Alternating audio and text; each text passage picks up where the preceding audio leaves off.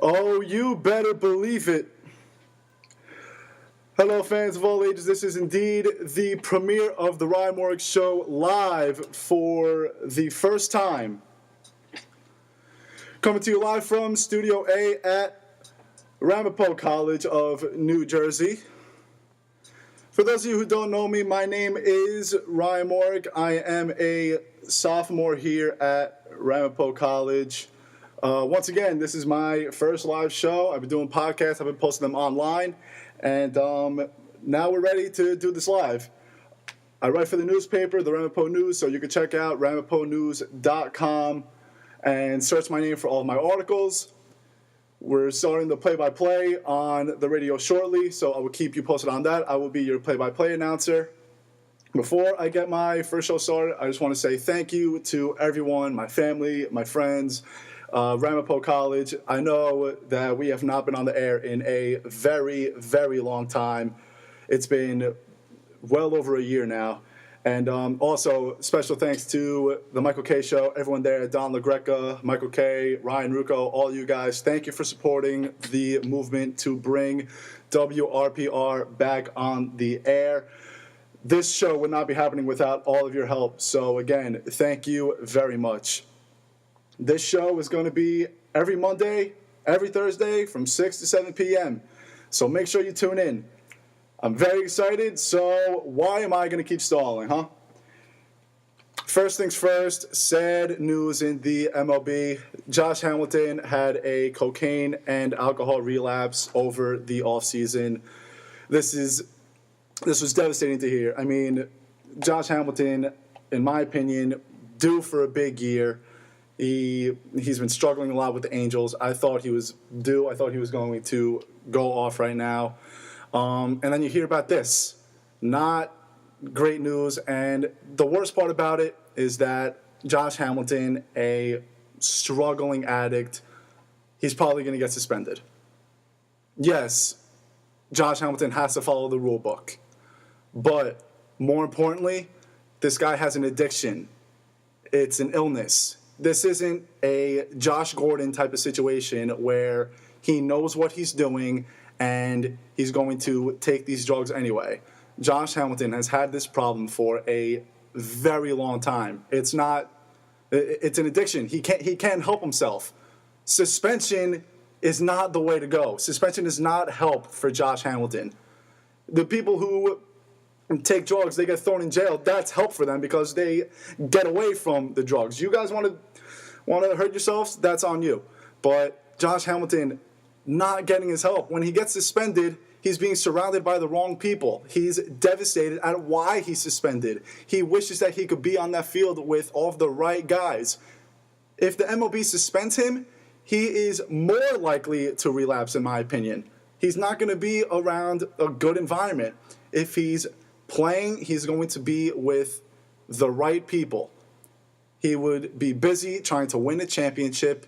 He would be busy traveling across the entire country. And that is the perfect situation for him. Suspension is not the way to go. Again, I get it. He has to follow the rule book. But this is not a Josh Gordon. This is not a let's take a hit. It's a simple, I shouldn't say simple, it's a bad addiction. You hear people who have been sober for 10, 20, 40 years, they say, I'm a recovering addict. Josh Hamilton will never be in full remission. He's always going to be recovering. That's how it is. You don't have an addiction and fully get over it. It happens to absolutely no one. And it is not going to Josh Hamilton. Especially, it's not going to happen to Josh Hamilton, especially if he's suspended. The MLB is going to do what they have to do, and it's sadly to suspend him because there is a whole big drug agreement, but it's not the right situation this time. He is an addict. He is sick. He needs help. Suspension is not help. The New York Yankees held their first full squad workout today, and I got to be honest with you, as a Yankee fan, I am a huge sucker for players' optimism. I hear about all these guys reporting healthy. Teixeira apparently has gained 15 pounds of muscle. He is down to 5% body fat. He said that he could play 5 more years in his current health.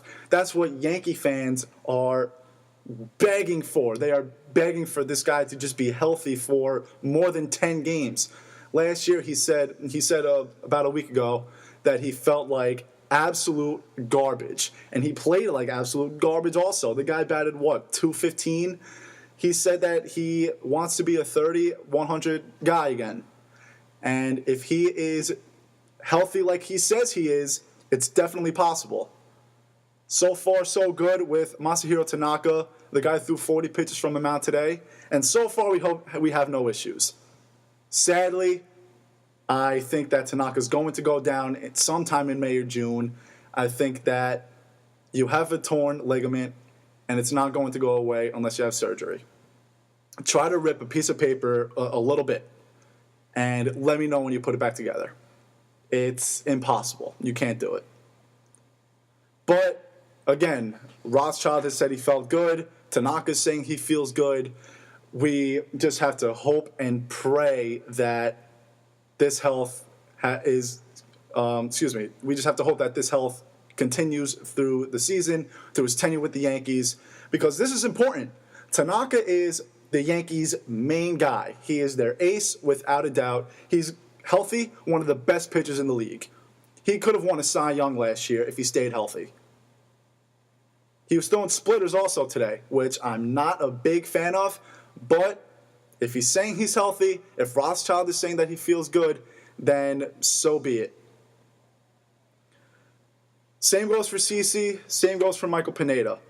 I haven't heard much on Carlos Beltran, but when you hear good things about CeCe Pineda, CeCe, Tanaka, Pineda, those are your 3 question marks right there. We have to hope that they stay healthy. And CeCe, he hasn't thrown in a long time. His knee was bothering him, so we have to watch out for the knee. And since he wasn't able to throw, he didn't throw, simply. So you have to watch out for his arm also. And he's getting up there. He's 34 this year. Michael Pineda, he's a question mark every year, it seems like. But again, people are saying that he feels good. I'm going to believe it until they crash and burn. I'm hearing A-Rod has been working extremely hard, and especially in that ESPN magazine article. Great read. I urge you, read that article. It was awesome. Long read, but it was definitely worth the time, worth the read. Great article. Check it out. I'm seeing on Twitter from Brian Hoach, from Sweeney Murdy, from all these guys, A-Rod is hitting bombs at Steinbrenner Field. How can you not love that? Isn't that awesome? I don't know about you guys. I want A-Rod to succeed. I want A-Rod to play as well as he possibly can. I want A-Rod to be a 30-100 guy. Probably not going to happen, but how awesome would it be if A-Rod just goes out there, tears it apart? You guys want A-Rod to fail? I get it. He sued basically everyone because he lied. I get it. A-Rod is a little weird up in the head, and he is not the guy you want to tell your kids about, to emulate, to play like, and so on and so forth. But let's say we're at game 162 right now, or game 7. 2 outs, bottom of the 9th. You need a hit, you win. If you don't get a hit, you lose. A-Rod's up. What do you want? Sorry, Yankee fans, I'm taking the W. I don't care who's up. I don't like A-Rod. I can't stand the guy. I will never. I'm not going to say I won't forgive him, but what he did was absolutely disgraceful to baseball, to the Yankees, to the doctors, to the Players Association, to the commissioner, to everybody he ever threw under the bus. Nothing that he says, not even his cursive apology, will ever. It will never make up for his time. It will never make up for what he did. But as a Yankee fan, I root for every single player on the Yankees to do well. I can't stand when people boo a player because they are playing poorly. They do not want to try and play poorly. They are giving 100% each and every day. I want to see you guys try to hit a 95-mile-an-hour fastball and let me know how easy it is. It is not an easy thing to do. A-Rod, I hope you have a great year. I'm hoping for 270, maybe 15 and 75, something like that. That'll be a miracle. But he's saying he's healthy, and of all people, Barry Bonds is giving him really good hitting tips, apparently. So, I mean, we have to wait and see. He's been bombarded with questions. He even got asked if he's still on PEDs, which I think is great. And I think A-Rod is a little scared because he doesn't want to get booed out of his own ballpark. I think that everything that he has said is right. He said that patience is key. He hasn't seen live pitching since September of 2013. The first time he sees live pitching is going to be at spring training. That's going to be a year and a half. It is not easy to hit a ball far. It's not easy. You need a lot of practice. You need weeks and weeks. He said it's going to take about 3 to 4 weeks, and I believe him. We have to wait and see. I'm hoping he does well. Yankee fans, I get it. You don't like the guy. But last year, we gave respect to Derek Jeter. This year, we have to forgive Alex Rodriguez. What he did was terrible. But what he did off the field is not comparable to what he could potentially do on the field. If you know Alex Rodriguez, you know that that guy loves the game of baseball. He goes all out every game. He has worked hard even throughout his suspension. He has been working nonstop to get back in tip-top shape and play hard for the New York Yankees. He wants another title. One is not enough for this guy.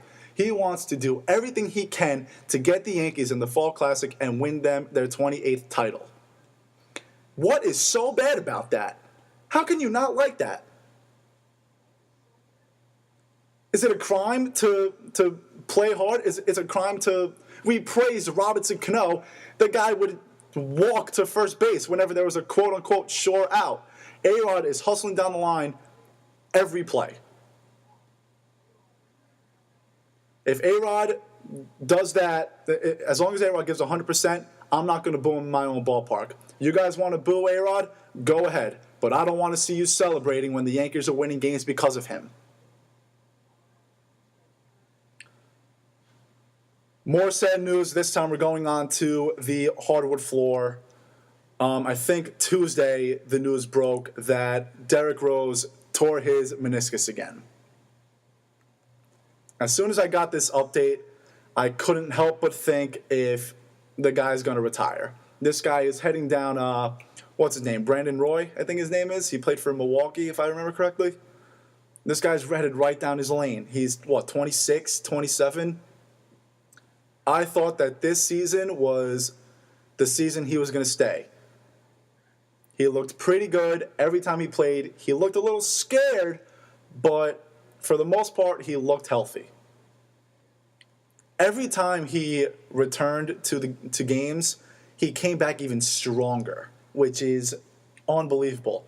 The first time he tore his meniscus, he said that he increased his vertical jump by 5 inches.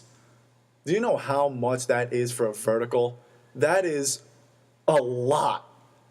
If I increase my vert by 5 inches, I would love my life. I wish I could understand why this happens to Derrick Rose. I've never seen this before except Terrell Thomas. The guy tore the same ACL 3 times, and he had to retire. He's 29, 30 years old. This is terrible news for the NBA because Derrick Rose is not some guy. The guy's a superstar. When he's on the court, he's a superstar. He is a great player. He's explosive. He's one of the most exciting players to watch when he's healthy. And recently, toward the beginning of the year, he was, like I said, he was playing scared. He was playing a little slow. As the season progressed, I think he turned it up a notch, and he finally said, all right, Nothing to worry about here. I'm going to go all out. I'm going to play the game hard. I'm going to play the game that I love to play. And it's sad.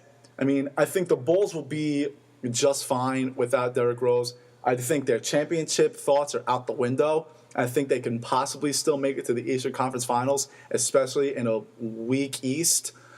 But they have a lot to worry about. The Atlanta Hawks are obviously hot. You have the Toronto Raptors. You have the Washington Wizards. And again, with no Derrick Rose, that's trouble. Their only hope is Jimmy Butler and Pau Gasol. That's really it.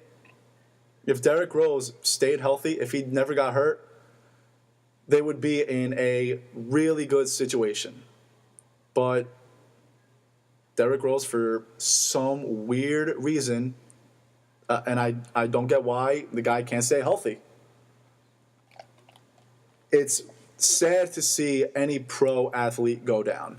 When Paul George broke his leg, it was awful. Every time when Kevin Durant got hurt, it was awful. It's sad to see star athletes get hurt. But it's really sad to see star athletes get hurt over and over and over. Especially when you think that they are 100%. You don't see this often from a 26-year-old point guard. Kobe, you see it in him because the guy's been playing in the league for almost 20 years. The guy's, 37, 38 years old. It's tough, and he's made the playoffs in practically every year. So he's almost had to play probably over 95 games a season when you think about it. That's why that guy is getting hurt over and over and over again. But Derrick Rose, the guy can't play a full year. And what's weird is that it's the same injury. I get that when you tear something, you are more likely to hurt it again. But, for example, Derek Jeter, when he broke his ankle in the ALCS of 2012 against the Tigers. He broke his ankle. The rehab for it was about 4 to 5 months. Next injury wasn't his ankle. I think it was his quad or calf or foot, something like that. The ankle was completely healthy. But he spent so much time working on the ankle that everything else was weak. So when you spend so much time rehabbing one injury, you focus on that injury. That means the rest of his leg got all screwed up. And then I can't remember what injury came next because 2013 he missed every game with every possible injury. But again, let's say he hurt the calf. You got to work that calf out. Then the ankle gets screwed up again, and your your quads still aren't 100% ready to go. So you heal the calf, and then something else breaks, and then you got to go through the whole cycle again. What Derek Jeter did was smart. He took more time off than needed be, and he came back. He didn't play well last year, but he looked healthy to me. Derrick Rose, he took more when he injured the last time he got injured, he took more time off than he needed. I thought playing for Team USA was a little bit of a stretch. I think he should have rested and took the time off. But anyway, he took a lot more time off, got everything in his leg ready to go, and he screwed everything up again. I'm not a doctor. I don't get why he keeps tearing the same thing over and over again. And this injury, this time, it was just from pain. It wasn't from, I haven't watched the Bulls in a little while, but to my knowledge, he didn't tear it playing a game. He didn't tear it at practice. I heard he just walked in with knee pain, and they said, all right, we're going to give you an MRI. And the worst case scenario happened, tore his meniscus, and likely out for the year. Now, Chicago, they have another question. There's a possibility that Derrick Rose can come back this year. If Derrick Rose comes back and you assume that he's healthy, assume, keyword, the Bulls championship contention rises a lot. But do you really want to risk Derrick Rose coming back early for one shot at a title? Keep in mind, they have to play the Hawks, they probably have to play the Raptors, and they have the Cavs, and they have the Wizards. And even the Bucks are right up there, believe it or not. It's not going to be an easy trip, especially if you're one of the top 4 teams. So do you risk Derrick Rose coming back a tad early and trying to win a championship? Or do you say, okay, Derrick, go rest up. We'll see you in August, September when training camp starts, and we'll try to win a championship from there. I think that if Derrick Rose were a 35, 36-year-old, you bring him back as soon as possible. But Derrick Rose, if he's healthy, this guy is going into the Hall of Fame. Derrick Rose is one of the most exciting players I have ever watched. He's explosive, he can drive, he can jump, he can shoot, his handles are ridiculous. This guy's basketball IQ is through the roof. It's unbelievable what this man can do. But the guy can't stay healthy, and I don't think the Bulls should rush him coming back. I think the best thing to do is wait, have him play not until August, September, stay away from all of the international games and everything. Rehab, wait for the knee to get fully healthy, then work on the calf and the quad and the ankles and everything. That is the best way to have a healthy Derrick Rose for an extended period of time, because the Bulls cannot afford this anymore. The closest they have ever gone to the finals was when Derrick Rose was on their roster. Now that Derrick Rose is not on their roster for probably a pretty long time, they're in trouble. Plain and simple. So Bulls, if you're smart, believe me, it'll work. Just have the guy rest.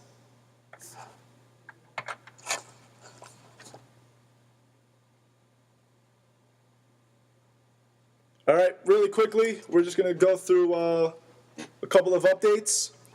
Ramapo Sports indoor track and field and jack championships are underway at the Armory in the Bronx. Ramapo is one of 9 teams to try and take the crown. The men's tennis team is taking on Yeshiva University tonight at 8 o'clock at the Binghamton Racquetball Club in Edgewater, New Jersey. This is their first match since October. Yes, tennis is, believe it or not, a year-long thing. They are 2-0 right now, trying to make it 3-0 against Yeshiva. The baseball team left for Fayetteville, North Carolina today, hoping they see J. Cole at his house, 2014 Forest Hills Drive. They'll play 4 games in 3 days, 1 against the University of Pittsburgh at Greensburg. They'll play 2 against the St. Joseph's College of Maine, and they'll play 1 against Frostburg State University.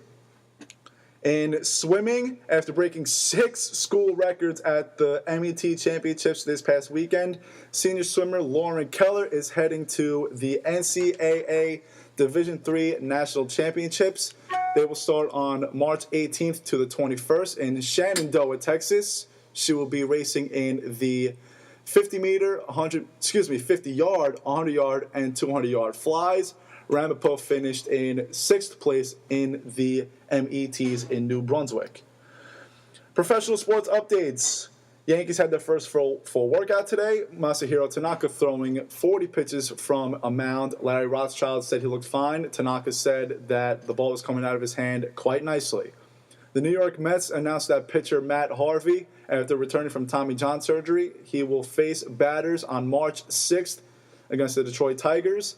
The Milwaukee Brewers signed Francisco K-Rod Rodriguez to a 2-year deal. The Honda Classic underway at PGA National down in Florida. No Tiger Woods like he had hoped for, but Jim Herman has the lead at -5. Phil Mickelson shooting a +1 through the first round. Rory McIlroy at +3. In the NBA, LeBron and Stephen Curry will meet up tonight at the Q as the Warriors travel to Cleveland to take on the Cleveland Cavaliers. That game is at 8:30, I believe. And the Oklahoma City Thunder will be traveling to Phoenix to play the Phoenix Suns. Last night, the Knicks lost to the Boston Celtics in Boston at the TD Garden, 115 to 94, and the Nets lost to the New Orleans Pelicans, 102 to 96. Miami Heat signed Michael Beasley to a 10-day contract. Moving on to the ice. Calgary Flames took care of business last night in Newark, defeating the New Jersey Devils 3-1. And early today, the Devils traded Jaromir Jagr to the Florida Panthers. They will get a pick for next year and either a Florida pick this year and either a Florida or Minnesota pick next year. After a brawl in the Penguins bench last night, the Penguins creeped up even closer to the New York Islanders with a 4-3 win over the close behind Capitals. And the New York Rangers will look to continue their Henrik Lundqvist-less hot streak as they face the Arizona Coyotes tonight at the Garden at 7 o'clock. Two top 10 teams in action tonight in college basketball. Number 3, Gonzaga, home against the University of San Diego at 11 Eastern. And number 7, Arizona, on the road against Colorado. Boxing fans, you must be very excited right now.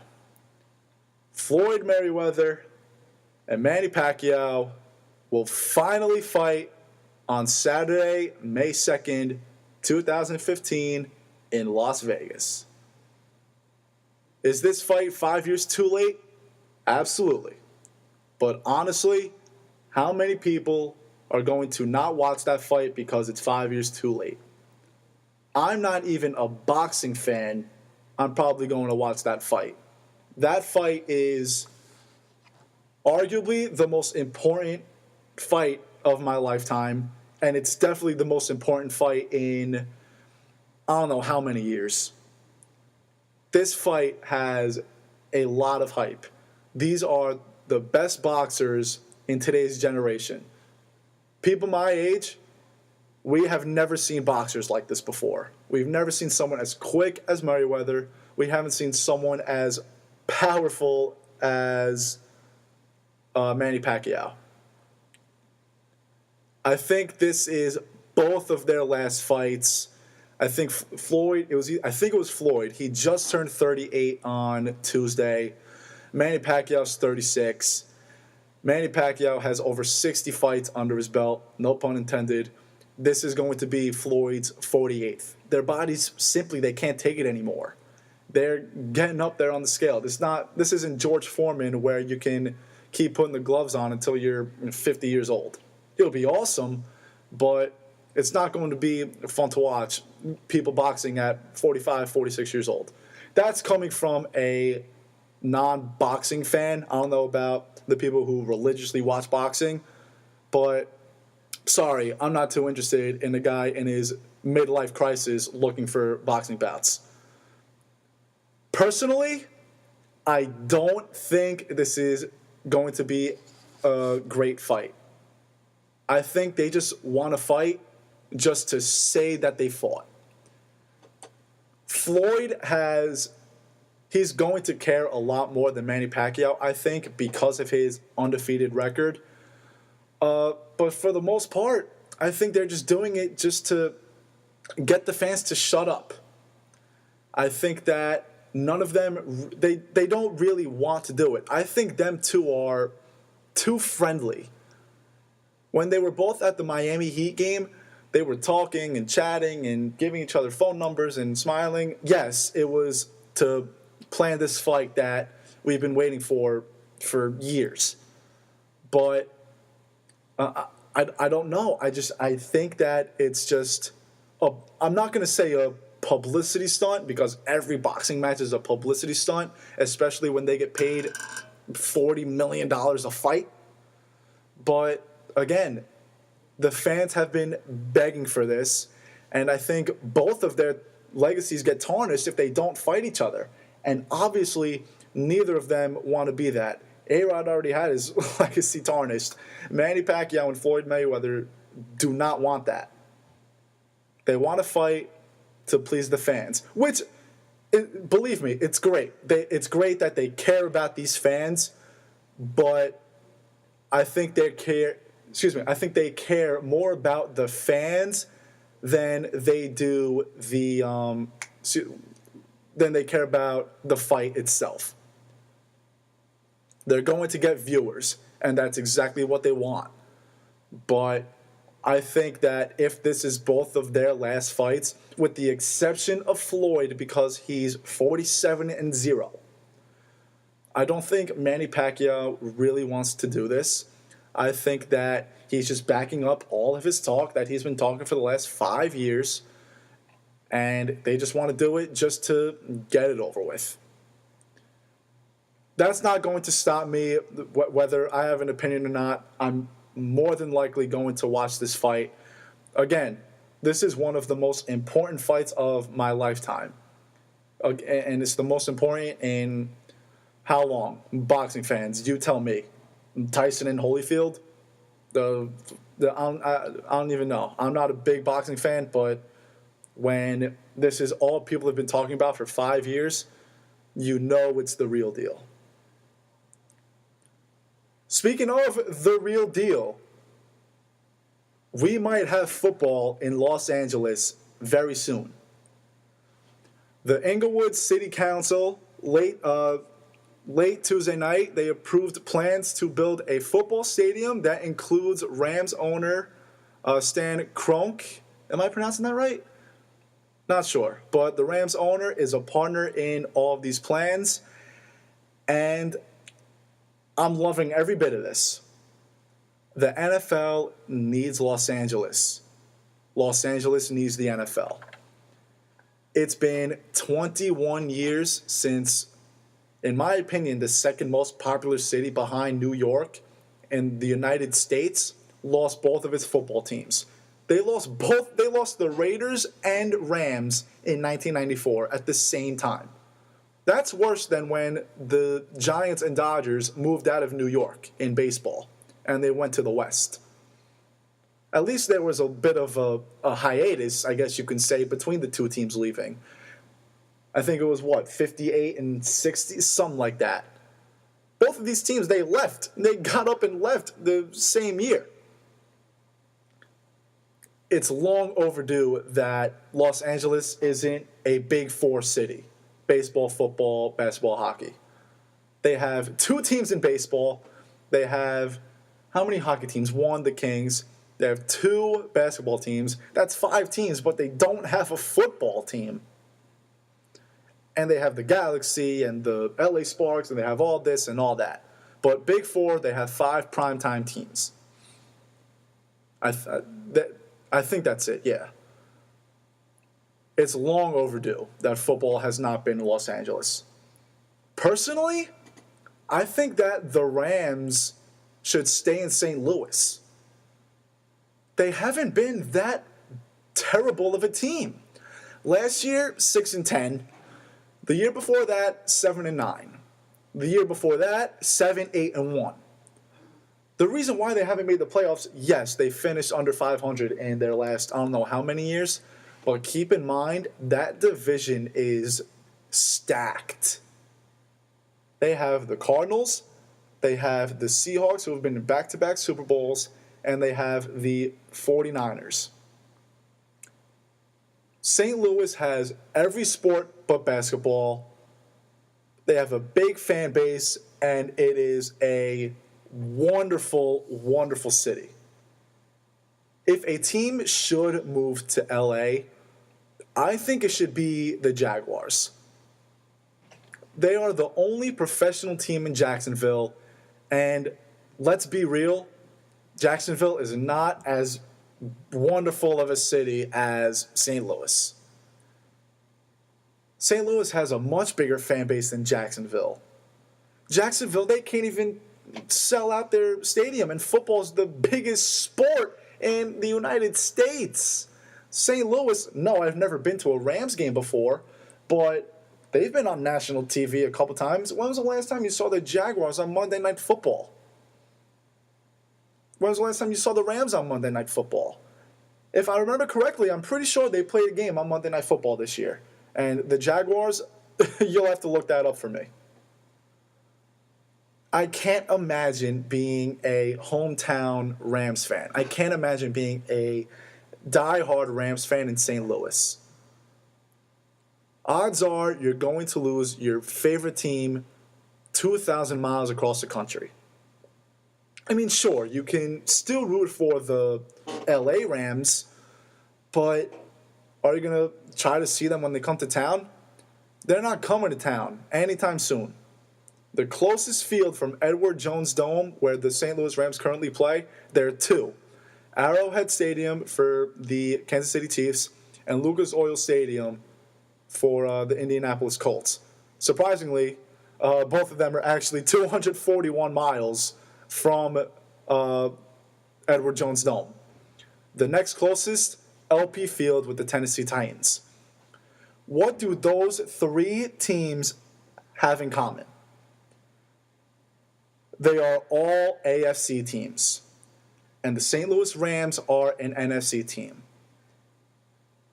They play those teams once every 4 years. And I think the closest NFC team is the Bears, and that's like a 5-6 hour drive at least. That's at least a 400-mile, 500-mile trip. I'm sorry. If I'm a Ram fan, I'm passing on seeing once every 4 years, maybe, but I really don't feel like traveling 5-6 hours to Chicago to watch a football game. I would much rather sit down and watch them on my TV. As a Devil fan, I cringe at the fact that they could possibly move to Quebec or wherever. But I could never imagine myself.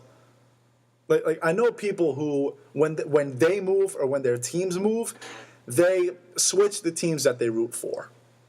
I'm a diehard Yankee fan. I'm a diehard Giant fan. I'm a diehard Devil fan.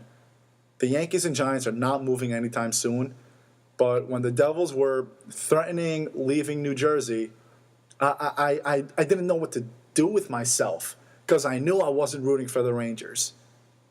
My dad, I don't know how he transferred from the Rangers to the Devils, and now his brothers hate him.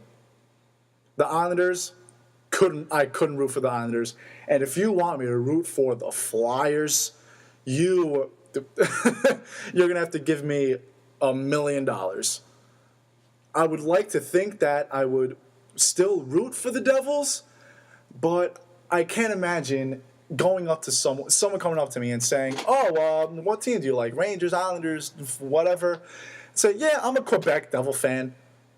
I like the New York Yankees, I like the New York Giants, and I like the Quebec Devils. We have to assume that most St. Louis Rams fans that live in the St. Louis area are probably Cardinal fans or Royal fans, and they're probably Blues fans. But can you imagine them saying, yeah, I love the Cardinals, but I also love the LA Rams? And I don't think you're going to see a Ram fan start rooting for the Seahawks or someone in their quote-unquote division, even though St. Louis is in Missouri and the three NFC West teams are out in California and the coast. Like when the Atlanta Thrashers, they did not have a big fan base at all. Hockey just needs to get out of the South. But there were some Atlanta Thrashers fans. When they moved to Winnipeg to become the Winnipeg Jets again for the first time since, 96, I think it was? Did the Thrasher fans say, let's go Jets? Or did they say, okay, let's forget about hockey, we'll move on to the Hawks, we'll move on to the Braves, and so on and so forth? I don't know what I would do. If you're a Ram fan, I would be devastated. And what bothers me is that people in LA, if you don't have a favorite football team and you live in the Los Angeles area, you are probably going to root for the LA Rams if they move, or whatever team moves to LA, whether it be the Chargers, the Raiders, the Rams, or the Jaguars. Whoever it might be, they're probably going to root for that team. You shouldn't root for a team because you live near where they play. It's ironic that I'm saying this and I'm a New York Yankee fan, I'm a New Jersey Devil fan, I'm a New York Giant fan, and I've lived in the tri-state area for 16 of my 19 years. I lived in Florida for a couple years. But when I lived in Florida, I wasn't rooting for the Lightning or the Bucks or the Rays. I rooted for the Lightning when they were in the Stanley Cup, but that was it. I wasn't a Magic fan. I never really was a big basketball fan, but I couldn't imagine myself changing teams. If I were still living in Florida today, there is no doubt in my mind that I would continue to be a Yankee fan. I would continue to be a Giant fan. I would continue to be a Devil fan. When those three teams came into town, I drove to Tropicana Field, wonderful stadium, by the way. I drove to St. Pete Times Forum, which is an awesome arena, and Tampa Bay. I know I said before that hockey should get out of the South, but Tampa Bay Lightning fans, stay strong. You guys are awesome. You guys have one of the best fan bases in the NHL. But I couldn't. I'm not a fan of those teams because I lived there. I just got raised. I was surrounded by it. I can't really tell you why I'm a Yankee fan and so on. I was just raised by it. That's what I was surrounded by my dad. Any team who goes to LA, though, they're going to improve. I've been saying for a couple years now that the Jaguars should move to LA. I think the second they move to LA, that increases their win total by at least 2 or 3 games. Do they have the same skill? Yes. But their fan base is going to skyrocket. It's going to be unbelievable. Any team who goes to LA will improve tremendously. Speaking of football, the NFL Combine took place over the weekend in Lucas Oil Stadium at Indianapolis. Jameis Winston and Marcus Mariota both threw pretty well. J.J. Nelson put on a show with his 40 time. He ran a 4.29. West Virginia's Kevin White and Alabama's Amari Cooper also really impressed me with their 40 times. Definitely the 2 best wide receivers in the draft. Bryce Petty from can't remember what school he's from, but he has a cannon that I did not know about until I watched the Combine. But does the Combine even matter? The NFL Combine is the most overrated event I think in sports. Most mock drafts change so much because of the Combine. What if someone just had a bad day?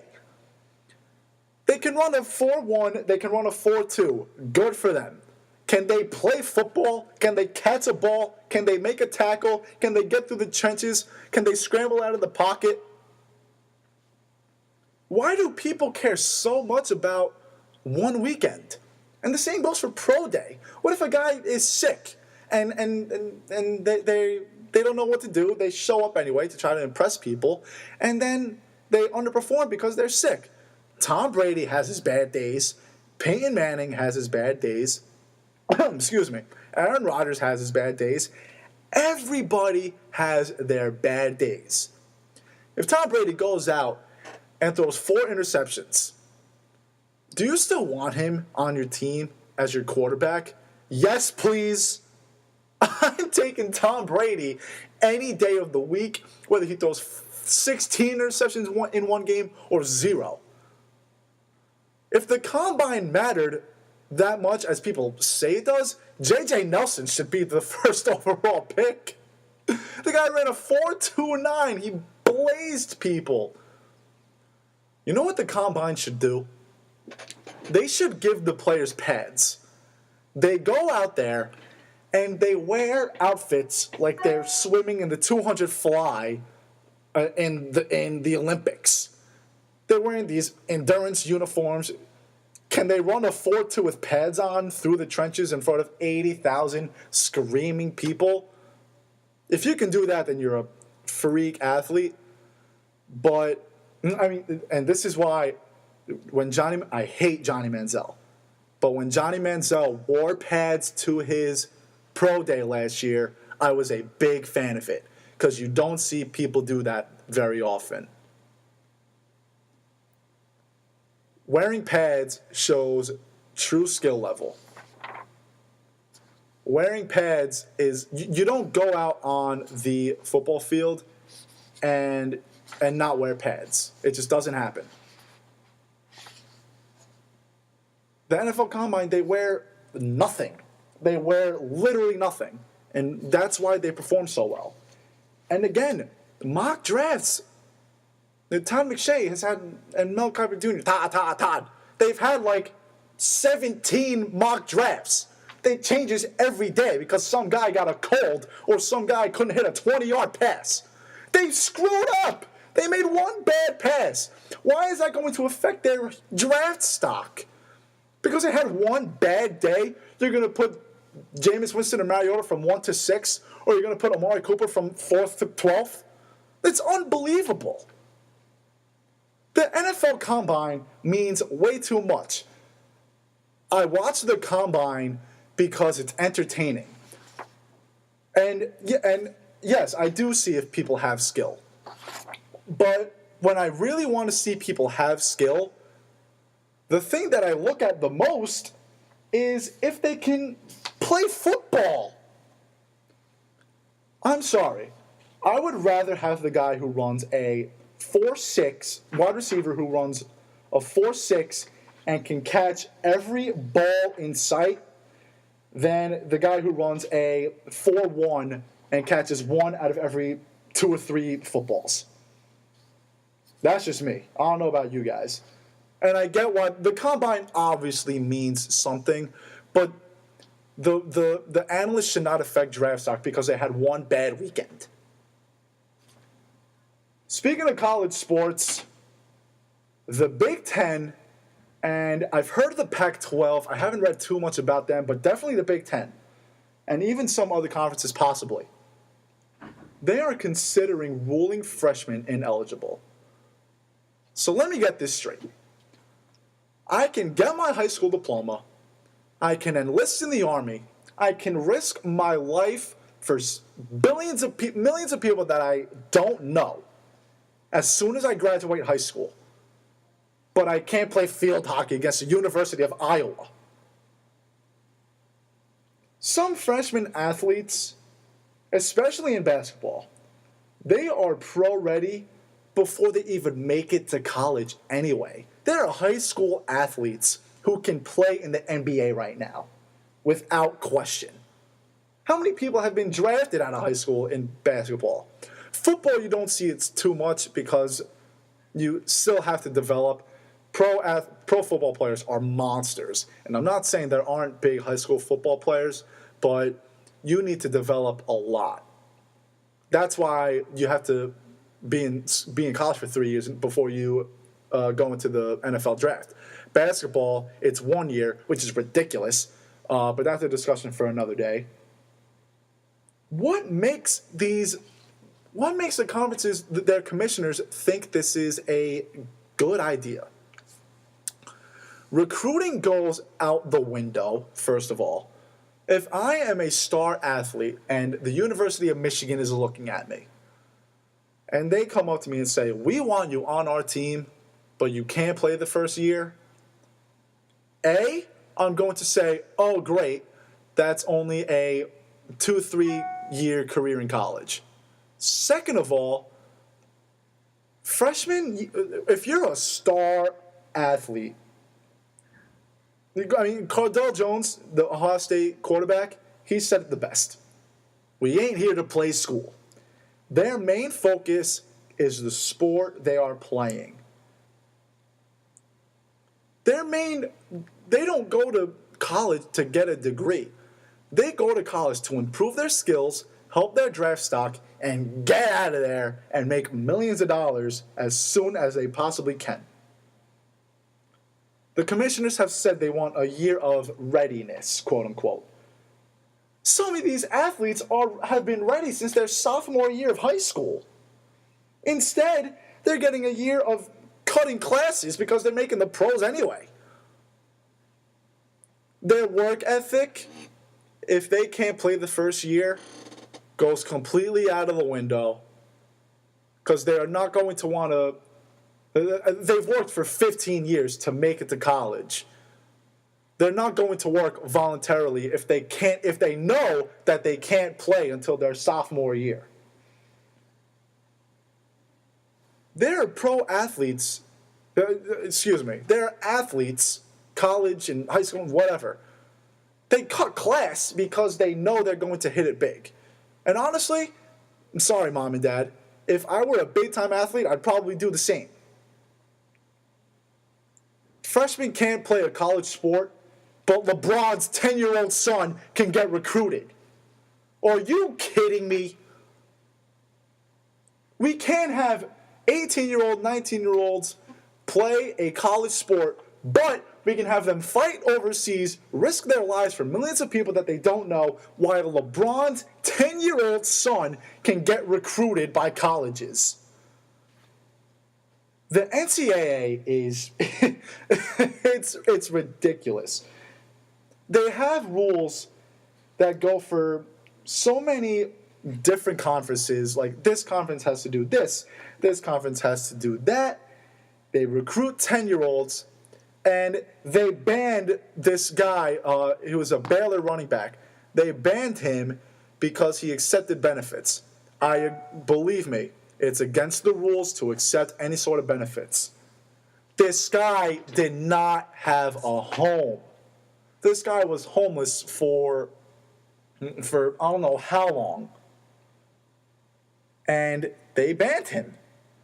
I get that you have to follow the rules. I said it before with Josh Hamilton.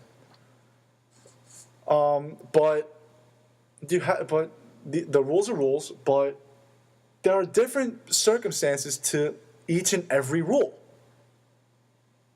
And this should be one of them.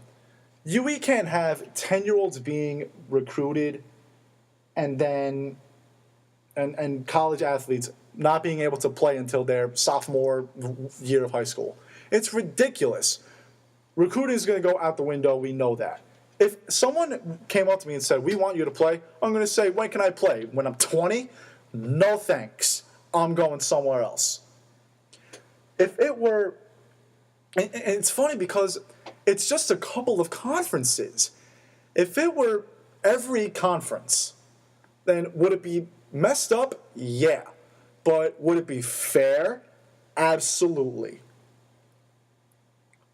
When Michigan hired Jim Harbaugh, I was pumped.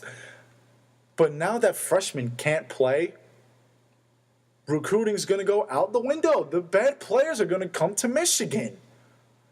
And the good players, what's the guy's name? Jabril Peppers. If this rule happened a couple years ago, Jabril Peppers, even though he got hurt, he wouldn't be able to play until his sophomore year. He probably would have went to another conference. He would have went to the Big East or whoever. He probably would have went down south to the SEC, who's a powerhouse in college football. It would be fair if the SEC banned freshmen. I can't believe I just said freshmen. I never screwed that one up. If the SEC didn't have freshman eligibility, they would actually be they would be solid. Like it would actually be fair because the SEC is just a straight up powerhouse in the sport of football. If the Big Ten and the Pac-12 and whoever else wants to do this actually do this, they really have to get something checked out because that is the worst thing you can possibly do to college athletes. If they are ready, they are ready. They don't need a year off. And the same goes for the NBA with their 1 year in school policy. You really think that 1 year in college makes that big of a difference? Absolutely not. There's no way. They are ready for the big time. Trust me. So Big Ten, trust me. And Michigan, listen to me, please, because I don't want you guys to start losing a ton of games like you already have been. Don't do this. Let the kids play. It's only fair. We have people fighting wars at 18, but we can't play volleyball or football or we love the thing that we love to do and the thing that we've been doing, the thing that seems normal for us.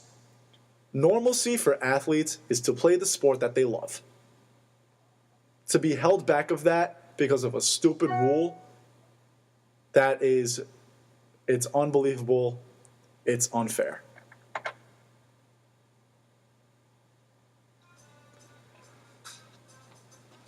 Here we go. It's time for a segment on the Ryan Morik Show I'd like to call Beast of the Week. Pretty self-explanatory. I mean, every Thursday, I'm going to pick someone who I thought had the best week out there in the sports world. Hence the name Beast of the Week. My Beast of the Week this year, going to Russell Westbrook, Oklahoma City point guard. His last 5 games, 34, 10, and 5. 33, 10, and 7. 21, 17, and 8. 20, 10, 11. 4 straight double-doubles. This guy flat out does it all. He has incredible skill level. He has the shot. He has the handles. And the boy gets up. He's 6'3". He's 200 pounds. The man's head is practically above the rim when he throws down. Unbelievable. I am not a big Russell Westbrook fan by any means, but I cannot deny this guy's success. He is one of the most exciting players to watch in the NBA, and he's probably the best. Besides Stephen Curry, I think he is the best point guard in the league. Maybe James Harden, he's up there, but this guy's definitely, besides LeBron, I think he's the most exciting athlete in basketball, arguably even sports.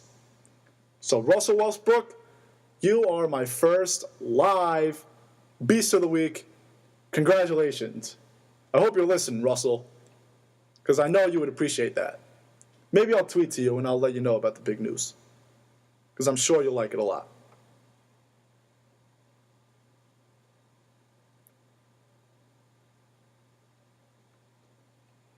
Excuse me.